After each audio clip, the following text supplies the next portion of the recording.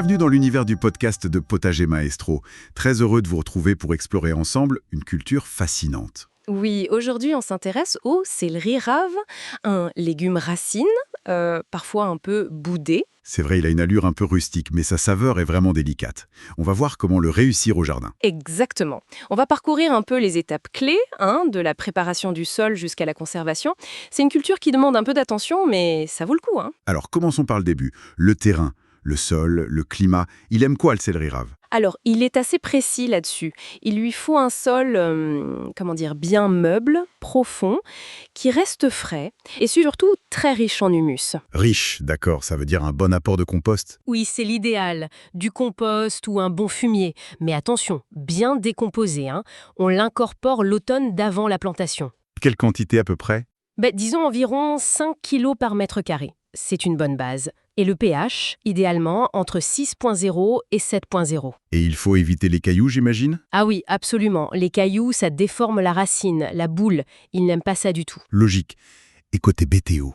Plutôt doux? C'est ça. Un climat tempéré, plutôt doux et assez pluvieux. Ça lui plaît bien. Niveau exposition, soleil ou mi-ombre, ça fonctionne. Mais il craint le froid. Oui, il n'est pas très rustique. En dessous de 0 degré Celsius, il peut geler. Donc attention aux fortes gelées. Et aussi, point très important, la rotation. Ah oui, la rotation des cultures. Essentiel pour lui. Il faut attendre au moins 4 ans avant de le remettre au même endroit. Vraiment, pour éviter les maladies et l'épuisement du sol. D'accord, 4 ans, c'est noté. Bon, passons au démarrage semence. Le semis, ça se fait tôt, mais au chaud, c'est ça? Oui, tout à fait.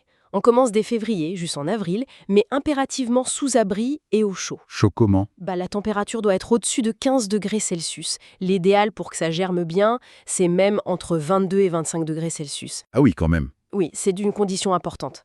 On sème assez clair, on recouvre à peine les graines, un demi-centimètre, pas plus, et on garde bien humide. Et ça prend du temps à lever? Oui, il faut être un peu patient. Comptez 2 à 3 semaines faciles. Pour ceux qui veulent simplifier, acheter des jeunes plantes déjà prêts, c'est une super option. C'est vrai, ça évite cette étape un peu délicate. Mais si on fait ces semis, il y a une étape avant de planter en pleine terre. Oui, le premier repiquage. Environ 1 mois après le semis, quand les petites pousses ont 2 vraies feuilles, on les transplante délicatement dans des godets individuels. Et c'est là qu'intervient une technique particulière, non? Le pincement. Exactement. C'est le moment clé. On pince, c'est-à-dire qu'on coupe la racine principale, le pivot, on la raccourcit de moitié environ. Ça paraît un peu brutal. Pourquoi on fait ça? En fait, ça force la plante à développer un système racinaire plus chevelu sur les côtés et donc à former une belle boule bien ronde plutôt qu'une racine qui file en profondeur. C'est vraiment pour favoriser la forme de la rave. D'accord, je comprends mieux. C'est astucieux. Et la plantation dehors, au jardin, c'est pour quand? Alors ça, c'est plutôt en mai ou juin. Il faut attendre que le sol soit bien réchauffé, au moins 13 degrés Celsius, et là aussi, l'espacement est crucial. Ah oui, combien faut-il laisser? Il faut être généreux. Laissez bien 35 à 40 cm entre chaque plant, dans tous les sens. Ils ont besoin de place pour bien se développer. 35-40 cm, d'accord. Et on plante comment? On met la motte en terre de façon à ce que le collet, c'est la base des feuilles, soit juste au niveau du sol, pas trop enfoncé. Et au moment de planter, on peut refaire un très léger pincement du bout de la racine principale si elle est encore longue. D'accord. Une fois qu'ils sont installés, quels sont les soins principaux? L'eau, j'imagine que c'est important. Oh là oui, c'est capital.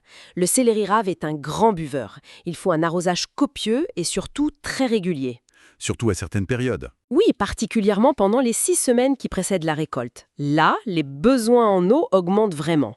On parle de presque 50 mm par semaine en plein été. Waouh, c'est énorme. Oui, et il faut bien arroser au pied, surtout pas sur les feuilles pour éviter les maladies comme la septoriose. Un goutte à goutte, c'est vraiment l'idéal pour ça. Et le paillage doit aider aussi, non? Pour garder l'humidité? Indispensable. Une bonne couche de paillé, au moins 6 cm. Paille, feuilles mortes, peu importe. Ça garde la fraîcheur, ça limite l'évaporation et en plus, ça limite les mauvaises herbes. Donc moins de désherbage, c'est toujours bon à prendre. Tout à fait. Et attention, un manque d'eau, surtout prolongé, ça peut faire monter la plante en graines trop tôt. D'accord. Et niveau de nourriture, faut-il fertiliser en cours de culture? Un petit coup de pouce avec un engrais spécial potager, oui, ça peut être bénéfique en cours de saison. Mais attention à l'équilibre. C'est-à-dire? Il faut éviter les excès d'azote. Trop d'azote, ça peut bloquer l'assimilation du bore, un oligo-élément important. Et une carence en bore, ça provoque le fameux cœur creux dans le céleri. La rave devient vide au centre. Ah, le cœur creux, oui, j'en ai entendu parler. Donc un engrais équilibré. Est-ce qu'on doit tailler quelque chose? Les feuilles? Oui, une petite toilette est bienvenue vers la fin de l'été. On enlève les feuilles du bas qui sont abîmées ou qui jaunissent. On supprime aussi les petites racines, les radicelles, qui peuvent se former sur les côtés de la boule et les petits rejets à la base. Pour que la plante se concentre sur la boule principale. C'est exactement ça. Ça aide à avoir une belle rave bien formée. Parfait. Et alors, le grand moment, la récolte. Quand est-ce qu'on sait que c'est prêt? Alors, ça dépend un peu des variétés, mais en général, c'est environ 7 mois après le semis. Donc on arrive en octobre-novembre, juste avant les grosses gelées. Il y a des variétés plus rapides? Oui, certaines variétés précoces peuvent être récoltées dès juillet, mais pour la plupart, c'est l'automne. On récolte quand la boule atteint une belle taille, disons autour de 20 cm de diamètre, c'est un bon repère. Et comment on s'y prend pour les sortir de terre? Le mieux, c'est d'utiliser une fourche bêche. On la plante un peu à distance et on soulève délicatement pour ne pas abîmer la racine. S'il fait sec, on peut les laisser sécher un peu sur place, une journée. Et ensuite, on prépare pour le stockage? Oui, on coupe les feuilles, mais pas trop court. On laisse environ 1 cm au-dessus du collet. On coupe aussi les plus grosses racines en dessous et on brosse juste la terre qui reste. Surtout, on ne les lave pas si on veut les conserver longtemps. Très important ça, de ne pas laver. Et pour les conserver justement, comment faire? L'idéal, c'est un endroit sombre, frais, assez humide, mais bien sûr hors gel. Une bonne cave, c'est parfait. On les met comment dans le cave? On peut les mettre dans du sable légèrement humide, il faut juste faire attention qu'elles ne se touchent pas entre elles. Une autre technique, c'est en silo ou dans une tranchée dehors, recouvert de paille et de terre, surtout dans les régions froides. Et au frigo, ça tient? Quelques semaines seulement. Dans un sac plastique perforé. Pour une conservation plus longue, il y a aussi la transformation, en bocaux, ou même la lactofermentation. Ça marche très bien. Bonnes idées. Un petit mot sur les problèmes potentiels. Maladies, insectes. Oui, il faut être vigilant. La septoriose ou rouille du céleri, c'est assez courant. Ça fait des taches brunes sur les feuilles. Pour éviter ça, bien espacer les plants, arroser au pied, et on peut faire des traitements préventifs à base de prêle. D'accord. Et les insectes? Il y a la mouche mineuse du céleri. Ces larves creusent des galeries dans les feuilles. La meilleure prévention, c'est le filet anti-insectes et encore une fois, la rotation des cultures sur 4 ans. On peut aussi essayer des répulsifs comme la décoction de sureau. Et bien sûr. Les limaces.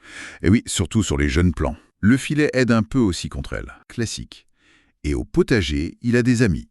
Le céleri rave. Des voisins qu'il aime bien. Oui, il s'entend bien avec pas mal de monde. Les choux, par exemple. On dit même qu'il aide à repousser la pyrite du chou. Il aime aussi les poireaux, les tomates, les concombres, les pois, les haricots nains, les laitues, l'ail, les oignons. Pas mal de compagnons possibles. Et des voisins à éviter. Le persil. Apparemment, l'association n'est pas favorable. Bon à savoir. Pour finir, est-ce qu'il y a beaucoup de variétés différentes? Juste pour avoir une idée. Ah oui, il y a du choix. Par exemple, on trouve le géant de Prague, qui est assez précoce et rustique. Il y a Monarch, une variété plus tardive mais qui se conserve très bien. Ou encore Prince, qui donne un bon calibre moyen. Ça permet de choisir en fonction de ce qu'on cherche. Précocité, conservation, taille. C'est intéressant de voir cette diversité. Eh bien voilà une exploration vraiment complète. On voit que cultiver le céleri rave, ça demande un peu de méthode et de patience. Oui, un peu de suivi, mais c'est vrai que c'est une culture gratifiante quand on récolte ses propres raves bien formées. Tout à fait. Pour ceux qui souhaitent approfondir, dans les notes qui accompagnent ce podcast, vous trouverez des liens essentiels vers un article et des vidéos qui complètent cette émission. Un grand merci pour votre écoute qui est de plus en plus nombreuse et ça nous fait vraiment très plaisir. Oui, merci beaucoup. N'hésitez pas à faire un tour sur potagermaestro.fr, il y a plein d'autres articles et conseils pour le potager qui vous attendent. Et bien sûr, vous pouvez retrouver ce podcast sur YouTube, mais aussi sur Spotify, Amazon Music, Deezer, Podcast Addict, Portail Podio et bien d'autres plateformes. Il ne nous reste plus qu'à vous souhaiter de belles cultures de céleri rave ou d'autres légumes. Et on vous donne rendez-vous très bientôt pour une nouvelle exploration au jardin. D'ici là, peut-être une petite réflexion sur ce que le jardinage nous apprend sur le temps long et l'observation.